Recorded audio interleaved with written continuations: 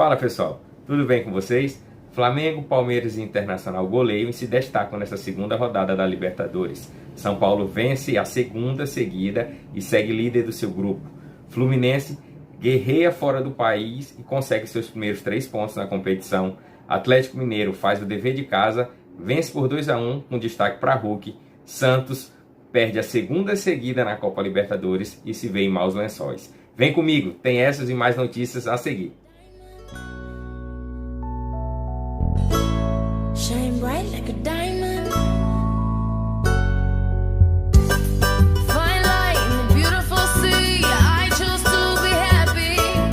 You and I, we're like diamonds in the... Pois bem, pessoal. Flamengo goleia no Maracanã, consegue a sua segunda vitória consecutiva, se mantém líder do grupo G, né? Pressionando os adversários aí que estão abaixo dele. Vai ter um jogo importante já na próxima semana contra a LDU. Jogo muito difícil, conseguir trazer um pontinho de lá já é de muita valia. Mas vamos falar desse Flamengo e União La Calera aqui no Brasil, no Maracanã, onde o Flamengo, por alguns momentos, lembrou aquele Flamengo de 2019. Marcação alta, apertando a saída de bola, destaque não por quinteto, mas para o sexteto do Flamengo. Gerson, Gabigol, Arrascaeta, Everton Ribeiro, Bruno Henrique e de um cara que ninguém está querendo falar, né? Mas é um cara que está ditando o ritmo do jogo. Diego, aos seus 36 anos, está comandando o meio de campo do time do Flamengo. Ele dita o ritmo, ele dita o momento que os laterais têm que passar, dita o momento onde vai ter que fazer a cobertura. É incrível o que o cara está jogando e correndo com a idade que ele tem, 36 anos. Mas vamos falar a respeito dessa partida. Uma partida onde o Flamengo, como eu disse, lembrou em alguns momentos aquela pegada de 2019. O primeiro tempo em especial, o Flamengo já faz 2 gols, né, com Gabigol, uma tabela pela esquerda com Bruno Henrique, Gerson e Arrascaeta. Fazem um passe e o Gabigol chega dentro da área empurrando. E lá ele resolve mesmo. O cara é matador. Abre o placar 1-0. E logo depois, 4 minutinhos depois, o Arrascaeta faz o segundo, 2-0. Vai-se para o intervalo. Quando retorna, o Flamengo faz o quê? Diminui a intensidade. E o técnico adversário mexe na equipe. Bota um centroavante e um meia esquerda conhecido. O Valdívia, que jogou aqui no Brasil no Palmeiras. E ele começou a correr nas costas do Gerson e do Diego, né? Então tava sobrando espaço. O que foi que aconteceu? No primeiro lance dele, ele enfia uma bola nas costas do Bruno Viana e o centroavante Martinez diminui o placar. 2-1, bate tirando do goleiro Diego Alves, indefensável. Mas foi importante o Flamengo tomar esse gol, por mais que eu não quisesse, como torcedor do Flamengo, não quisesse tomar aquele gol, foi importante. O time acordou e logo em seguida o Diego faz uma jogada pela esquerda, trabalhada com a Arrascaeta, sobra para o Gabigol que bate e o goleiro faz uma defesa bem difícil, né? E com isso o time vai rodando e o Rogério Ceni acaba mexendo na equipe, né? Vai rodando e aí para outra jogada que começa com o Diego no meio de campo, o Flamengo toma a bola, arma um contra-ataque, a bola cai no Gabigol, o Gabigol bate 3-1. Praticamente resolve o jogo. E aí dá mais tranquilidade para o Rogério Ceni mexer no time. Ele põe quem? Ele põe Vitinho e põe o Pedro, né? E logo na primeira jogada do Vitinho pela direita, o Flamengo toma a bola lá na defesa, arma um contra-ataque pela direita, e Vitinho dá um drible da vaca em cima do lateral direito do União La Calera. Ele não cruza, ele dá um passe para o Pedro, que vem acompanhando no meio, domina a bola, entra para a grande área e faz aquele espetáculo de gol. Encobre o goleiro, faz um golaço. Podemos dizer que é meio que um gol de placa pela capacidade técnica e física do Pedro ali, não é qualquer cara que faz um gol daquela forma, né? Já vi outros atacantes no Brasil pegar uma bola daquela cara a cara com o goleiro e bater em cima do goleiro ou chutar para fora. E o Pedro foi frio e calculista e conseguiu encobrir o goleiro, resolvendo a partida, né? O Flamengo ganhando de 4-1. Vale lembrar que nesse jogo a arbitragem, né, venezuelana deixou de marcar 2 pênaltis para o Flamengo. Se tivesse marcado esses 2 pênaltis, seria 6-1. Melhoraria ainda o saldo de gol, que não é ruim, mas também não é dessas coisas todas. Mas vale lembrar que essa vitória foi importante, já que o Flamengo vai jogar agora seu terceiro jogo na altitude contra a LDU. Um jogo muito difícil, eu até penso que seja a melhor equipe do grupo, a segunda melhor equipe do grupo, onde se o Flamengo conseguir pontuar lá, trazer um ponto, é de grande valia, certo? Aí É 2 jogos, na verdade, que o Flamengo vai fazer fora. É esse contra a LDU e depois joga de novo contra a União La Calera. certo? Vamos observar como vai ser esse jogo na terça-feira contra a LDU. Vamos ficar na torcida, vamos esperar que tudo dê certo e que o Flamengo consiga pontuar lá na altitude. Me diz aí o que você achou da vitória do Flamengo. Comenta, deixa seu like, compartilha com seus amigos, dá essa força pro canal. Ajuda a gente a crescer, beleza? E o Palmeiras, hein, pessoal? 5-0 dentro do Allianz Parque. Não tomou conhecimento do Independente Del Valle e amassou os caras, passaram o carro. É mérito pro Abel Ferreira, que conseguiu, pela primeira vez na temporada, utilizar a tática, o método de jogo 3-5-2, né? Esse método eu particularmente também gosto muito. Onde você dá liberdade para os laterais e para os meio-campistas trocando em determinado momento de posição, né? Eles ficam, em tese, com uma certa liberdade para estar sempre procurando jogar com os laterais. Isso é importante num time mas isso é importante em um time onde a velocidade é preponderante e a técnica também.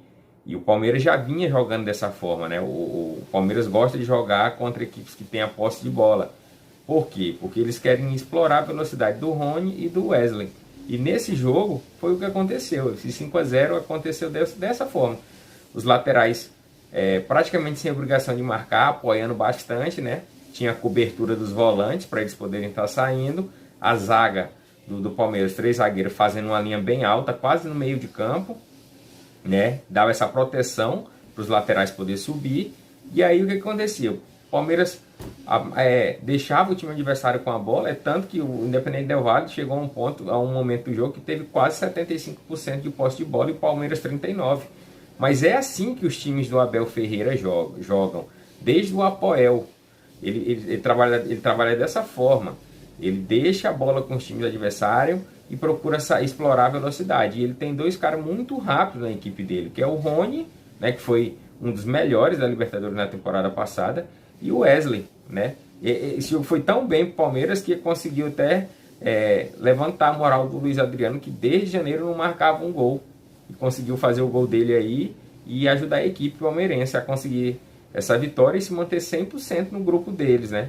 E com isso, a segunda vaga do grupo deles tá ali entre Defensa e Justiça e a própria equipe que jogou com o Palmeiras agora, que é o Independente Del Valle, né? Eles vão brigar pela segunda vaga. A primeira, isso é fato. O Palmeiras vai classificar, classifica em primeiro. E se conseguir manter esse nível de apresentação que aconteceu hoje, certamente vai ser o brasileiro mais bem colocado naquela fase de grupo e podendo utilizar de uma prerrogativa, né? O melhor colocado geral define o jogo da volta na sua casa. Então, se o Palmeiras continuar nesse ritmo, ele já vai para mais uma vantagem a partir das oitavas de finais, né? Se ele conseguir estar goleando e se manter em no primeiro colocado geral, ele consegue essa vantagem, que é estar definindo em casa o jogo da volta. Isso é importante, por mais que hoje não tenha torcida nos estádios, mas é um fator que pode vir ajudar a equipe, dependendo do resultado do primeiro jogo.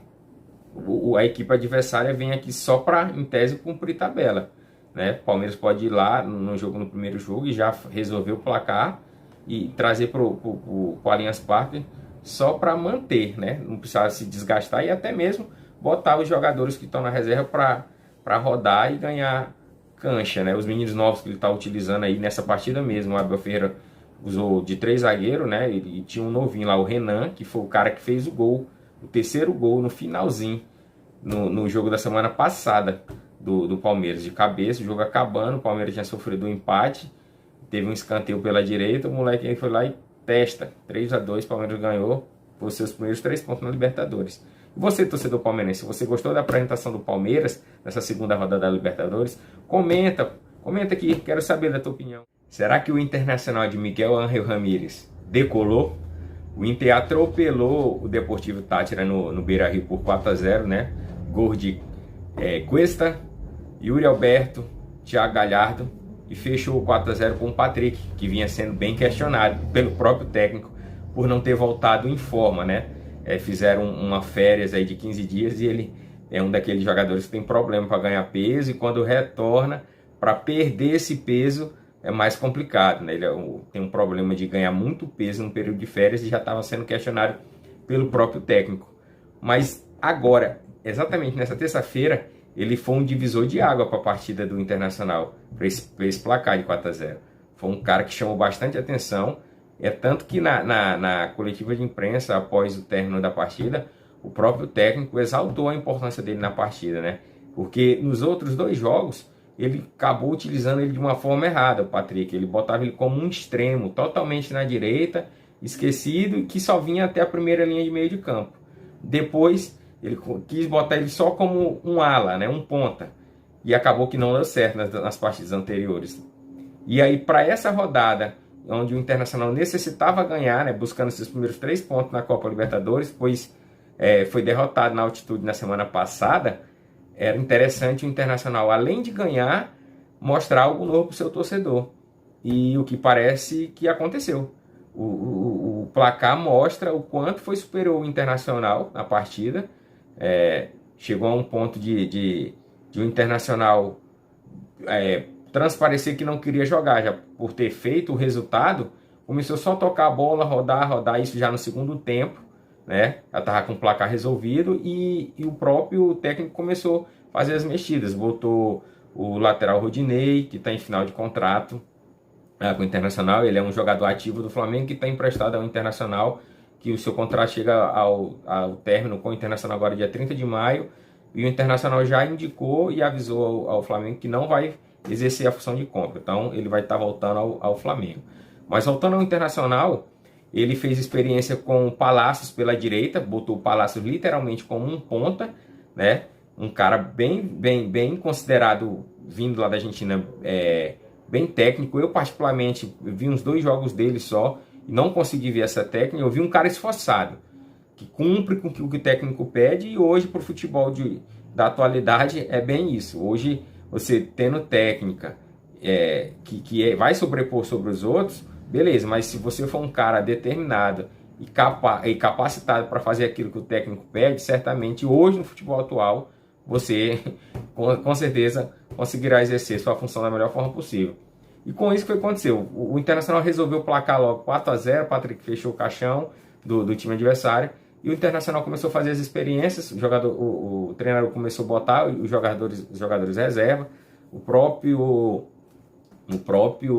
Guerreiro, né, que é a terceira opção hoje. O Internacional acabou entrando já no final do jogo.